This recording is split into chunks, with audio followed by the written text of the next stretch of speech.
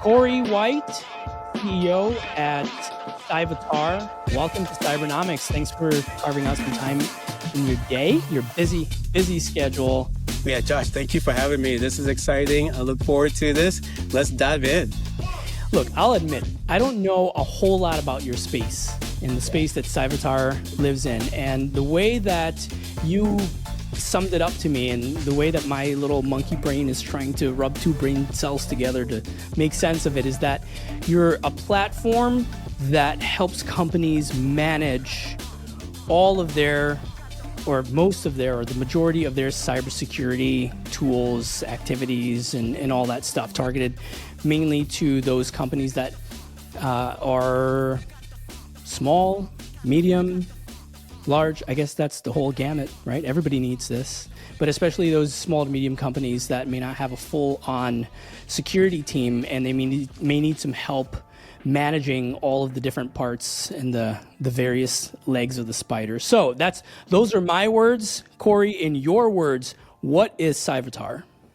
Yeah, let me give some analogies, and then I'll bring it home to answer what is Cyvatar. So when you think of a mid-sized business, or many of the small businesses out there, like none of them go and say, day one, I'm gonna hire a VP of HR, do payroll and HR and benefits myself, right? Because that's not their expertise, right? They're not experts in that. So you have, your Trinance, your Rippling, your Gusto, all these companies, all these PEOs out there that you just simply outsource it. And that's exactly what I did for this business. I am not an expert in dental care or either healthcare, God forbid, right? I don't have time for all that. I just need to know my employees have all that covered, period. So let's equate that to cybersecurity, right? So here's the challenge. Companies, in order to grow, they got to be able to fill out third-party questionnaires. They got to be compliant. They got to have cyber insurance. And oh, yeah, by the way, they cannot get hacked with a ransomware attack or business email compromise attack or anything that cripples their business. So why would you say, okay, well, hey, we're a mid-sized business. Even if you got, 100 employees, 200 employees, I'm going to go hire a CISO and a security team. I'm going to go do a bunch of product evaluations and test all of it out first. And then I'm going to go and implement it, and I'm going to manage and maintain that. That would take you anywhere, depending on size of your organization, 9 to 12 to potentially even 18 months, depending on how long your evaluations get. Or you can come to Cyvatar, and we're going to bring in the best of breed products. We're going to install it. We're going to configure it. We're going to assess your gaps. We're going to remediate your gaps on a continuous basis. We're going to get you cyber insurance. We're going to get you compliant and handle your third-party risk management. And yes, we just added managed IT, but managed secure IT. Because a lot of the companies have IT vendors doing their cybersecurity. Well, we're a cybersecurity company that's going to do your IT, okay? So everything IT related that is implemented needs to be done securely. Otherwise, you will get hacked. So we come in with that angle. So that's what Cyvatar is. So I wasn't way off. You summed it up way better than I ever could. But I'm curious, Corey, how did you get into this business? I get that question a lot, and it makes me laugh because I've been doing it for 30 years. Like, the business did not exist in 1995 when I started, okay? Like, I got out of school and the internet came out. So, Pascal and COBOL programming, that wasn't a thing. So I had to learn how to continuously learn. So every single day, week, I am learning something new to stay on top of this. So when I dove in, my first gig, literally in 1995, I was working for Microsoft, supporting Windows 95 the day it came out. It was the first operating system with an IP stack. Okay. Wow. Okay. And so the Internet Explorer, Exchange 1.0, all this was what I was supporting. All right. So I had to learn all that stuff brand new. But nothing I learned in college was really applicable. So I had to go get, Microsoft certified, Cisco certified, a bunch of SANS certifications, etc. And so as a result of that, I've just been continually learning. Now, right after I left Microsoft, I got into consulting. And in consulting, you're the expert. Whether the product just came out, regardless of whatever it is, you're the expert. Like when I built the external network for Intuit, TurboTax, so we can do tax returns for the first time in 1997 down in San Diego. My boss came to me Literally, this is how horrible for a podcast, but it's a true story. So we're in the bathroom, at the urinals, and he was like, Corey, do you know load balancers? And I'm like looking straight ahead because you can't look side to side, right? Looking straight ahead, and I'm like, yeah, I can figure it out. I've never done one before, but well, they just came out a couple of weeks ago. We got this gig in San Diego. We're gonna go do it, and I'm like, sure. So I got the manual from Cisco, and I'm reading up on load balancers, trying to figure it out. And I implemented it. Anybody that did a tax return in 1997 through Intuit TurboTax went through my load balancers in the perimeter network that I built. So it's just a process of continuing learning. And so when I built perimeter networks, I got into perimeter cybersecurity assessments and pen tests and the remediation of it. So I literally have been in this world for 30 years. Well, it's a good thing he didn't ask you to shake on it. Right? Exactly. Yeah, been an elbow bump or something. Yeah. Just wash your nod. hands. Got it. All right. It sounds like you have to be a generalist to oversee something like Cyvatar, and it seems like you've seen it all, right? Do you have to be a generalist to do this job? I think 100%. You got to be a Swiss Army knife, right? Because when I talk to people and in my public talks, I usually ask the question, how fast does technology move and evolve and change? For giggles, what do you think? How fast do you think it moves? Josh. Faster than you can blink. Faster than you can blink. And so literally I started really asking that question about 10 years ago. So roughly, 2016-ish, I would ask, people in a public talk in a crowd and they're like, hey, what is it? They will come back and say at the time, 12 to 18 months, things are evolving. And the metric I use now is how often does a new AI model come out? Okay. And it's getting faster. If you It's think getting about faster. I think it's weekly at this point, it sounds like. Exactly. So the things that we were able that couldn't do in an AI model like a month ago, now it can do, and it's better at it. And that's going to keep on getting shorter and shorter and shorter. And so when you look at where we are from a cybersecurity perspective, the end customer that is trying to secure their organization, they're in most cases using some legacy approach. But what are the hackers are doing? The hackers, and especially what's going on with our economy right now, people losing jobs. If I were a malicious person, I know I could probably make more money faster by hacking into companies with ransomware, business email compromise, because there's ransomware as a service, business email compromise as a service, there's fraud GPT. So all these things have automated cybersecurity. You don't have to be a technical cybersecurity expert at all. You just got to say, I want to target this company and put it in. It will build up your phishing page or phishing campaigns. Everything is automated. So that's what we're fighting against. So if you're a small or mid-sized company and you're fighting against an automated AI-based attack, then you're not going to be able to survive because many of them don't even have the tools in place. We solve that for our customers. We have to stay cutting edge and solve that for our customers. Well, somebody has to. If not you, then someone will inevitably take that place. But it sounds like you are uniquely qualified. Not just Cyvatar, but you, Corey, with your wealth of experience, you are uniquely qualified to tackle this problem.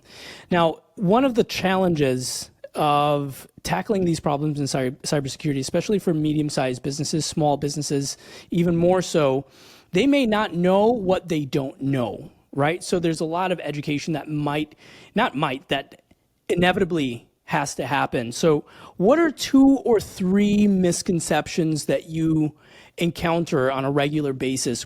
What I end up getting is a few things. Number one, a lot of companies and CISOs of companies that are like, well, we have antivirus.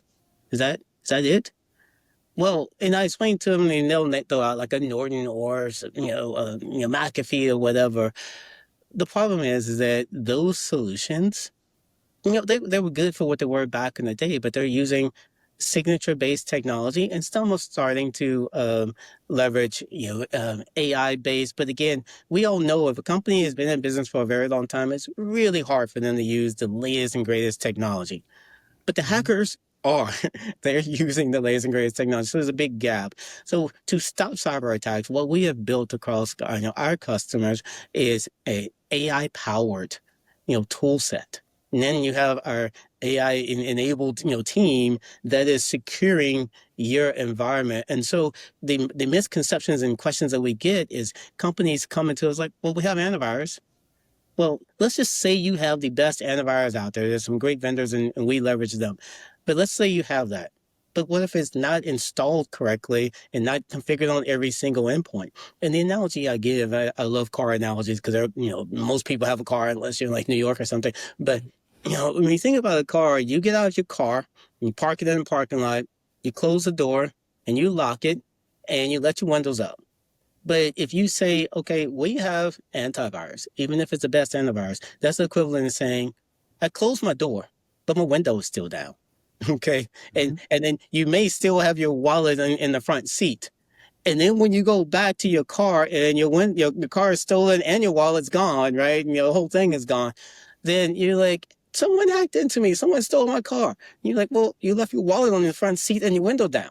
Well, if you don't have multi-factor authentication, you're not patching your systems, and let's just say, and you did antivirus, right? But you didn't do the other things, then that's the equivalent. So yeah, you will still get compromised. And what I don't think most people understand is that there's not this one product or one thing you can do and then you're secure. That's not it. And that goes back to the car. You just because you roll up your windows doesn't mean your door's locked. Okay. Right. Your door could be wide open, but your windows out, hey, you're good. And so I think most people aren't thinking about cybersecurity as holistic as it needs to be. When you're implementing AI, okay, first of all, is AI wreaking havoc on your roadmap? It's coming out so fast. I mean, how do you keep up? Yeah, so you got to use the right technology first and foremost. So I went and did an audit last year of all the technology, just checking base, make sure every technology we're using for our customer base is using AI at some level, okay, built into the product. Okay. Then the second thing I did is, worked with my team to better understand how are they using AI? How are we automating ourselves? And for me personally, AI is my co-pilot. It is my co-founder. So it starts with you, It essentially, does. is what you're saying. Yeah. It absolutely has to start with me because I can't have my teams, saying, hey, make sure you use AI. And I'm still old school, not using AI. Like everything that I'm developing and strategizing around is using AI. And I was talking to a good friend of mine just last week. And, literally two of my friends, we were having this debate, one, and both were in the marketing space. And so we were talking and we were just debating around what's different with AI and even marketing. But the same thing applies to cybersecurity. The gap that we're running into now is that you have new people coming into business, whether it be marketing, cybersecurity, whatever, and they're using AI. With me being in cybersecurity and technology for 30 years, I know what questions to ask. I know where I need to take it, okay, when I'm using AI. But if you don't have the foundational components, then you're going to ping AI and it's going to give you an answer back and it will sound freaking amazing. But it ain't the right answer. Because you cannot continue prompting and fine tuning it because you don't know the right answer. You can't trust AI to give you the right answer. Yeah. Okay. And you got to have the experience and know where you need to take this. Yeah. That is my experience with AI as well. You try to go to it in a field or in a domain that you have no idea what you're doing. You don't know anything about it. And you're like, you know what? I'm going to get by just using whatever the AI spits out. And then you lay it out in front of somebody who's got all the experience and they look at this and they're like, it's a classic scenario of the professor, a kid writes a paper. The professor can tell right away, you didn't write that paper. That paper actually doesn't really make much sense. And if you really read Shakespeare, you'd be able to look at this sonnet or this poem or this play this way. And I can tell that it just doesn't have the human touch. So you're totally right. When it comes to AI, you can't just slap it on a product and ship it out to market. You have to really understand what's going on, and the AI is your co-pilot. You use that word, which is the key word here, is that it is your co-pilot. Okay, so that's the first. That is the first misconception. It's that people think that they can just use antivirus or they can use one or two products and that gives you holistic security, which is really a good point. So I'm going to stick on that just a little bit more and maybe we can unpack that. I've always heard, and maybe you can decipher this for me a little bit. I've always heard that if you've got multi-factor authentication, you implement zero trust, and I think there's like 18 controls that you can slap into your network, you're 90% covered. I know this is sort of the philosophy behind the, is it the CIS top 20? Yeah, CIS top CIS 18? 18. Yeah. Yeah, yeah. Okay, so is that a myth or is that real? That if you were to get those 18 controls, put them into place, then you're about 90% covered? Is that just a total myth?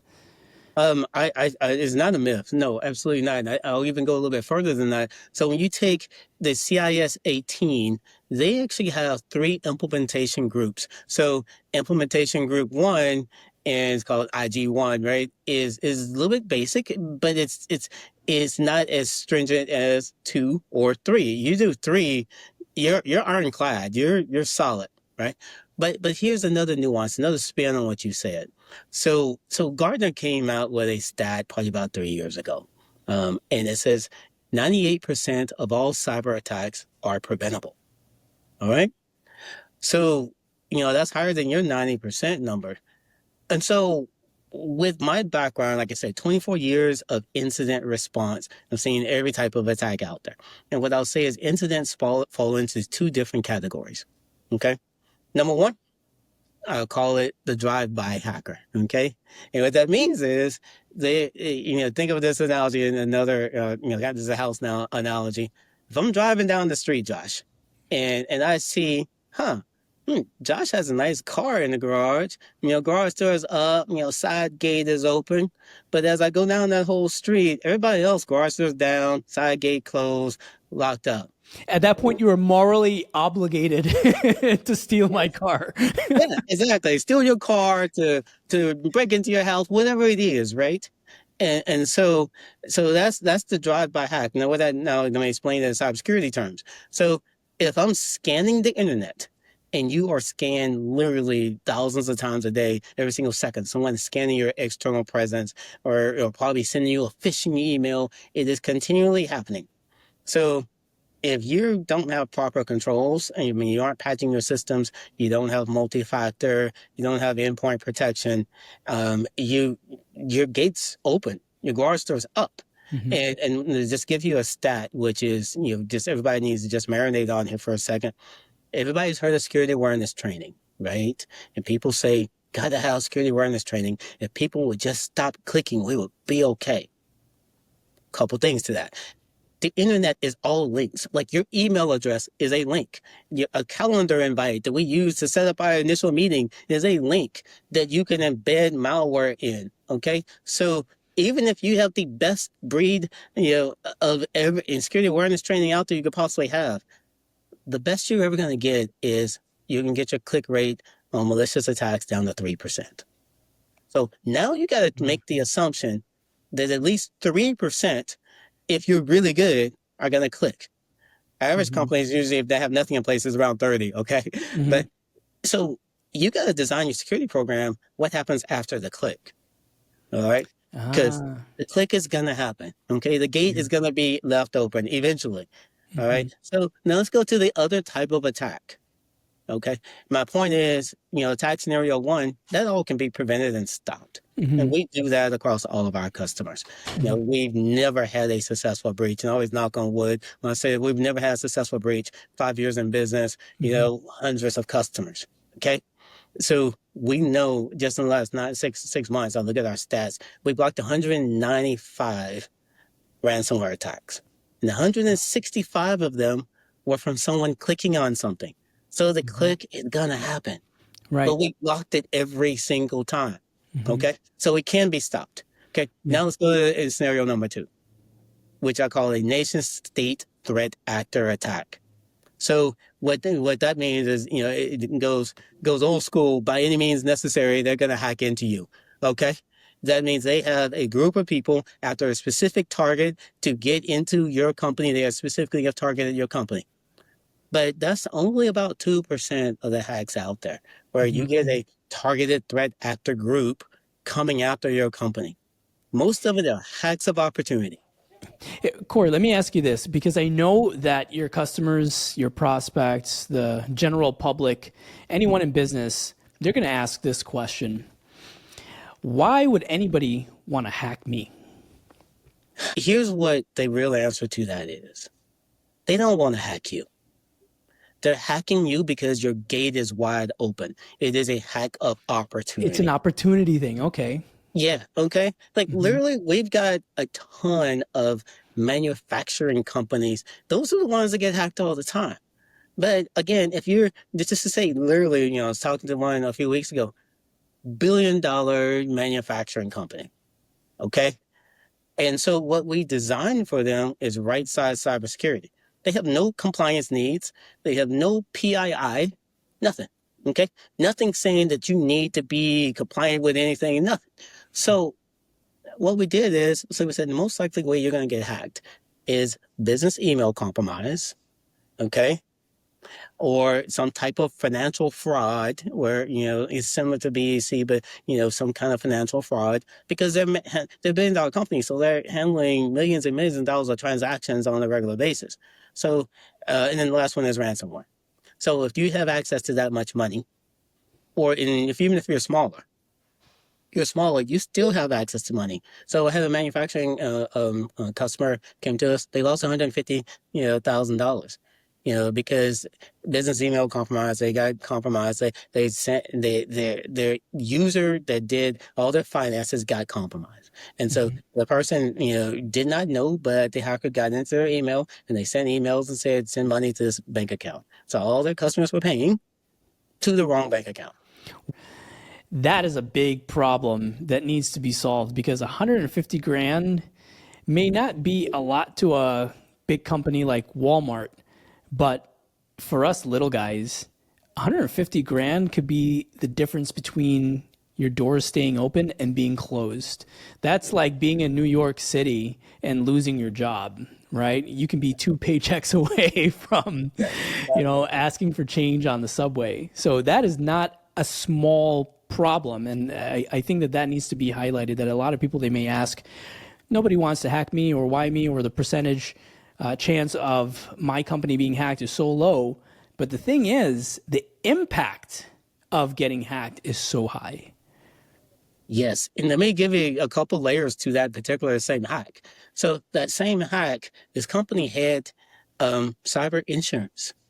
So they're like, okay, let's reach out to our insurance company and let's get this money back. Well, when you fill out your insurance questionnaire, if you're not a Cyvatar customer, pretty much everybody else, you're saying, we have multi-factor in place. We're doing continuous patching and remediation. We have antivirus, next-gen antivirus, EDR on every single endpoint. So you're checking those boxes saying you're doing that and several other things that you have in place. So when you get breached, they're going to come in and do forensics and figure out how did this happen?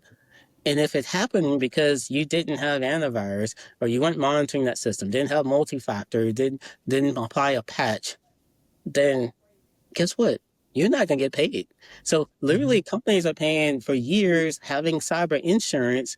And then when the breach does happen, then they don't get paid back from it. Yes, they lost 150 grand, but let's just say if you're paying, 10,000 a year for your cyber insurance policy, then when the breach actually happens, then you don't get paid out either.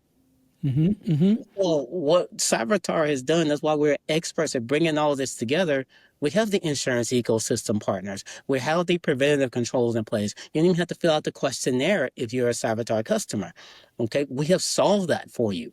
And so even if the breach did happen, then we can sit and show we were automatically applying patches every single month, or week, I'm sorry, or day, depending on the need there, right? Then on top of that, we are continuously blocking malware because your endpoint protection is designed to protect. And then we monitor a lockdown endpoint and you have multi-factor. You are covered, okay? Mm-hmm. But they still get in, which is possible with these sophisticated threat actors. And the analogy I give, when you think about a sophisticated threat actor, you can have your house locked down or your car locked down as hard as you want, but if someone gets a big rock and breaks the window and reaches in, okay, that's another. When I say by any means necessary, that's what happens. Mm-hmm. Mm-hmm.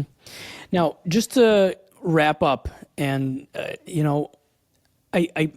I think that there's something here that we take for granted, especially in the security community, when we're trying to drive home the importance of security for the general public and for the large enterprise, small, medium businesses, for everyone, which is that security is, you can spend all of your time, all of your money, you can spend your resources. I know CEOs, presidents, CFOs, executives, they're up all night at times worrying about how do I make more revenue? How do I hit those numbers? How do we close the quarter strong? How do we do this in a way that, how are we responsible to our employees, to our partners? They're doing all of this stuff to make sure that their company is growing and moving forward. But when it comes to security, a lot of times they just kind of they put it on the back burner, or they don't prioritize security as much as they possibly could or should. It seems to me, and you can tell me, am I nuts here, that if I'm spinning my wheels and I'm trying to take care of my business, my baby, and I'm doing all these things to make sure that my company grows, it's like having that Ferrari that you worked so hard for, and you've got the best wheels, you've got the Brembo brakes, you wash it, you make sure that nobody touches it, that birds are nowhere you've got a bug zapper that zaps the birds when they're within 10 feet of the car, so nobody's pooping on it. You do everything to make sure that car is perfect. Yeah. And you worked so hard, blood, sweat, and tears. And then you drive it into the Bronx and you leave your wallet on the seat and the door's unlocked and the windows rolled down. Or you drive it into the garage and you forget to put the garage door up and you don't lock, you don't have any security on it. That is a crazy thought to me. And I hope that this doesn't disparage, I hope I'm not talking down to business owners when I say this, but I just think it's something that people don't consider. How do you drive this message home to small, medium business owners, business owners across the gamut in such a way that they can really grasp and understand the gravity of the situation they're in? Yeah, I think fantastic question. Here's the deal. Cybersecurity is a business driver. It needs to be. Okay. The example I gave of the manufacturing company that has no PII, no driver for cybersecurity. So we didn't come in and say, you need to meet every single requirement of the CIS 18. Okay. No, absolutely not. It's called right size cybersecurity. Okay. And so we built the right solution for their size and their need. Because there are a lot of things that we're not recommending they do. It could be further along in the roadmap, but you got to secure what your highest risk is based upon the overall threats to your business. So that's one piece of it. The other piece to it is, and this is why we've designed Cyvatar the way we did. What drives companies to buy cybersecurity, if I'm a small, medium-sized business, and again, I'm keeping the lights on, and I'm growing, but I'm keeping the lights on. Am I going to stop because I've never had a breach before and not going to worry about it? Am I going to stop and say, I'm going to go spend $1 million or, even $10,000 on cybersecurity? No, you're not. Okay. But for you to grow your business, if you got to be able to answer a third-party risk questionnaire to partner with some large global company that sent you that questionnaire, you got to meet those requirements. Yes, that's where Cyvatar can come in and help you. If you need to get cyber insurance and name that large company on that policy, yes, that's where Cyvatar can help you. And then ultimately, of course, you want to be compliant and secure at the same time and not have additional costs, high costs associated with it. That's where Cyvatar comes in. We're not trying to charge $1 gazillion for cybersecurity. We don't. We have made it affordable, and we've solved the whole ecosystem issue with insurance and compliance and third-party risk management. We've solved all that for you so that you can affordably meet your goals all in a simple subscription, and then make it subscription monthly. Okay. So instead of paying a large sum all at once, you can pay monthly. So it's a small chunk coming out that meets your business and cybersecurity goals. I like you, Corey. You're speaking the language of the business. That's what I really like about your style and the way that you approach this. You put the business first. You put that in terms of hey, if you don't do this, you can be losing out on business, you can be losing out on partnerships because you're not compliant, you're not risk conscious, and you're not cost conscious. So this seems to me to be a cost conscious solution and one that puts the business first. And I really think that this is where a lot more of cybersecurity should go. I'm a part of this community and I hear the business side of it a lot, right? And I'm more on the business side now than on the technical side. And to be honest with you, I don't have a lot of technical chops. I don't have an engineering bone in my body. So I tend to take the side of the business a lot more. And that question is so important. Why should I care? Why does this matter? And a lot of times when I ask that question of someone in the security community, I get a lot of technical jargon, and it's all about, hackers and all that stuff, which is true as we've been talking about for the last half hour or so. But really what it comes down to is how do you articulate security in such a way that the business understands that without it, it's not just a cost center, but without it, revenue would go down. And in the world that we're living in, people are spooked. They don't want to do business with someone who does not have proper cybersecurity implementations.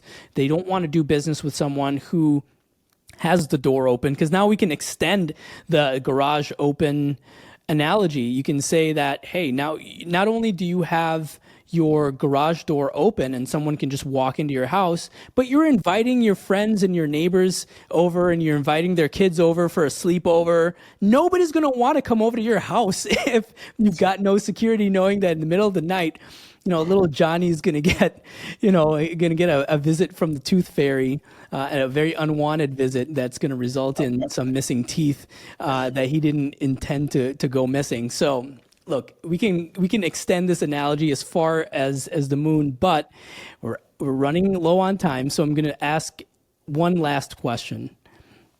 What do you want your legacy to be? Not just Cyvatar, but you, Corey. What do you want your legacy to be?